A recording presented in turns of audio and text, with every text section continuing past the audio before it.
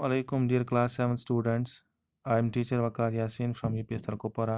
प्यारे बच्चों, आज हम एक स्टोरी पढ़ने जा रहे हैं। स्टोरी का टाइटल है 3 क्वेश्चंस, 3 सवाल। ये स्टोरी लिखी है लियो टॉल्स्टॉय ने। एक शॉर्ट स्टोरी है जो डील करती है कुछ सवालों के साथ जो एक बादशाह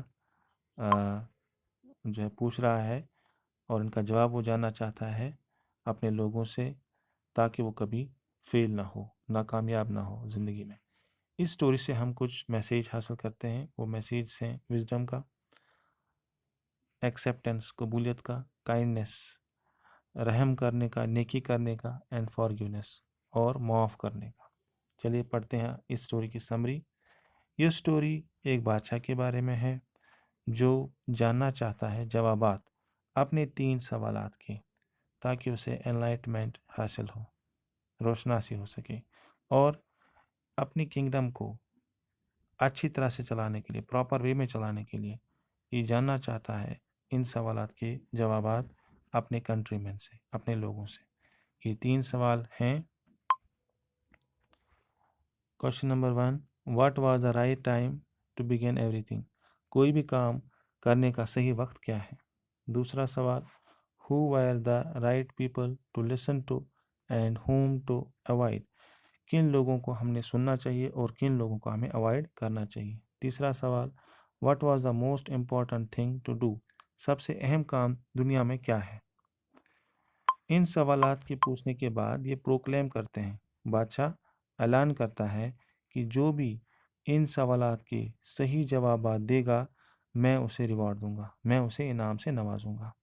बहुत सारे लर्नड मैन, इल्म रखने वाले लोग बादशाह के दरबार में आए और इन सवालात के, बादशाह के सवालात के जवाबात देने की कोशिश की, लेकिन सभी के जवाबात अलग अलग थे। सभी के जवाबात में डिफरेंस था। किंग ने डिसाइड किया कि अब ये किंग जो हैं वो इन सवालात के जवाबात एक वाइज हर्मिट से, एक बहुत ही वाइज यानी अक्लमंद, हर्मिट किसे कहते हैं? सन्यासी को, जो दूर किसी जंगल में खुदा की बात में लगा हो। इसी हर्मिट से इन सवालात के जवाब ढूंढेगा जो नज़दीक एक गांव में रहता था।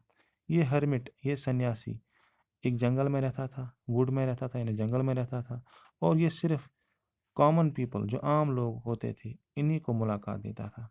किसी बादशाह के साथ ये मुलाकात नहीं करता था। इसलिए किंग ने सोचा कि मैं अपने आप को डिस्गाइज करूंगा, खुद अपना रूप जो है बदल दूंगा, एक कॉमन मैन की तरह मैं अपना रूप बना लूँगा। मैं अपनी शक्ल, मैं अपना जो पहनावा है एक कॉमन मैन जैसा बना दूंगा और इससे मिलने जाऊंगा, ताकि इन सवालात के जवाबात में इससे पूछ सकूं। ठीक है। जब बादशाह इस हर्मिट के पास जाते हैं, इसको अप्रोच करते हैं, तो ये जो हर्मिट है, ये जो सन्यासी है, ये ज़मीन को खोद रहा होता है। ये कुछ बैट्स बना रहा होता है ज़मीन में अपने हट के सामने, इन फ्रंट ऑफ हिज हट, अपने हट के सामने, अपनी झोंपड़ी के सामने। ये बादशाह जो है, जो एक कॉमन मैन का रूप जो है शक्ल बना के आ गया होता है, कपड़े पहन के आ गया होता है, इससे, इस हर्मिट से सवालात अपने पूछता है। जैसे ही इस हर्मिट के पास बादशाह पहुंचता है, और जो हर्मिट है, ये सन्यासी है, ये जवाबात जो है सवालों के जवाबात नहीं देता है और कंटिन्यू करता है डिगिंग, यानी ज़मीन को खोदना कंटिन्यू करता है। कोई जवाब बादशाह के सवालों का नहीं देता है। किंग बीच में इस हर्मिट से, इस सन्यासी से कहते हैं कि मैं आपके लिए बेड, ये ज़मीन खोदना चाहता हूँ। आप ये जो आप जिस औजार से खोद रहे हैं ये मुझे दीजिए, मैं आपके लिए खोदूंगा। इस ज़मीन को खोदने के बाद थोड़ी देर के बाद बादशाह फिर अपने सवालात इस सन्यासी से पूछता है। यही 3 सवालात फिर से ये बादशाह, ये किंग, इस हर्मिट से, इस सन्यासी से पूछता है। ठीक है। आगे क्या होता है देखते हैं। इससे पहले कि हर्मिट कोई जवाब देता इन सवालों के, एक आदमी अचानक इन जंगलों से नमूदार होता है। ये खून में लथपथ होता है, इसको ब्लीडिंग हो रही होती है, खून बह रहा होता है, क्योंकि इसके स्टोमक में, इसके म्यादे में ज़ख्म लगा होता है, जिसकी वजह से इसको खून आ रहा होता है मुंह से। तो जो किंग है, बादशाह जो है, और जो हेरमिट है, सन्यासी जो होता है, वो उसे देखते ही जो है इसको पकड़ लेते हैं और इसके ज़ख्म को साफ़ करते हैं, उसको बैंडेजिंग करते हैं। ठीक है, इसको बैंडेज वगैरह लगा देते हैं और इसका खून जब तक बंद होता है तब तक ये इसको इसकी देखभाल करते हैं दोनों, यानी हर्मिट भी, यानी सन्यासी भी और बादशाह भी। किंग जो है अब ये रात को स्टे करता है इस हर्मिट के हट में, इस सन्यासी के हट में। ठीक है, ये आदमी भी जिसको खून आ रहा होता है, जो जिसको बैंडेज वगैरह लगाते हैं, ये भी इन्हीं के साथ रात को इसी झोंपड़ी में बैठता है। नेक्स्ट मॉर्निंग, दूसरी सुबह, जब ये वाउंडेड मैन, जब ये जख्मी आदमी कुछ ठीक हो गया होता है, तो और ये क्या करता है, ये गेज करता है इंटेंटली, यानी जानबूझकर इस बादशाह की तरफ देखता है और कन्फेस करता है, यानी कि जो है इकबाल जुर्म करता है इसके सामने, बादशाह के सामने, कि मैं आपको जानता हूँ और मैं ही आपको मारने आया था। मैं आपको मारने आया था और मैं आपको जानता हूँ। मैं आपको जानता हूँ कि आपने जो है मेरे भाई को एग्जीक्यूट किया था, मेरे भाई को सज़ाए मौत दी थी और उसकी प्रॉपर्टी पे कब्ज़ा कर लिया था। इसलिए मैंने क्या किया, मैंने सोचा था मैं आपको आज जो है मार डालूँगा, क्योंकि आपने मेरे भाई की प्रॉपर्टी पे कब्ज़ा कर लिया और उसको मार डाला, उसको फांसी दे दी। इसलिए मैं आपको कन्फेस करता आपके सामने कि मैं आपको आज मारने आया था। लेकिन आपके जो गार्ड्स हैं आपके जो सिपाही हैं, इन्होंने मुझे पकड़ लिया और मुझे ज़ख्मी कर दिया। ठीक है, किंग जो है, ये बादशाह जो है, ये सब सुनकर इसकी ये सब कहानी सुनकर बादशाह जो है इसको फॉरगिव करता है, यानी इसे माफ़ कर देता है और इसके साथ अमन कायम करता है, इसके साथ सलाह कर लेता है अपने इस एनिमी के साथ, अपने इस दुश्मन के साथ, और प्रॉमिस करता है, वादा करता है कि ये इसकी प्रॉपर्टी, इसके भाई की प्रॉपर्टी इसे वापस कर देगा, इस वाउंडेड मैन, इस जख्मी आदमी को। आगे क्या होता है, किंग अपने सवालात फिर इस हर्मिट से, इस सन्यासी से पूछता है। ठीक है, हर्मिट इसे जवाब देता है कि अभी अभी इसे इसके सवालों के जवाबात मिल गए। बादशाह सलामत, हर्मिट कहते हैं बादशाह सलामत, आपको अभी अभी आपके सवालात के जवाब मिल गए।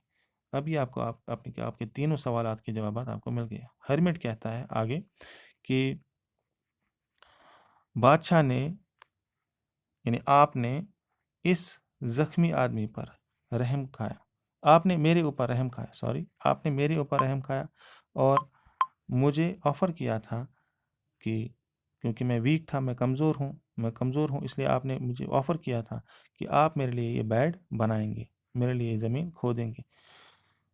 ठीक है, तो मोस्ट इम्पॉर्टेंट टाइम जो है, पहला सवाल जो था, मोस्ट इम्पॉर्टेंट टाइम क्या है, सबसे जो है इम्पॉर्टेंट टाइम क्या है किसी भी काम को करने का, तो मोस्ट इम्पॉर्टेंट टाइम यही है, यही था जब बादशाह ने ये ऑफ़र किया इस सन्यासी को, हर्मिट को, कि मैं आपके लिए बेड्स जो है डिग करूँगा, ये बेड्स आपके लिए खोदूँगा।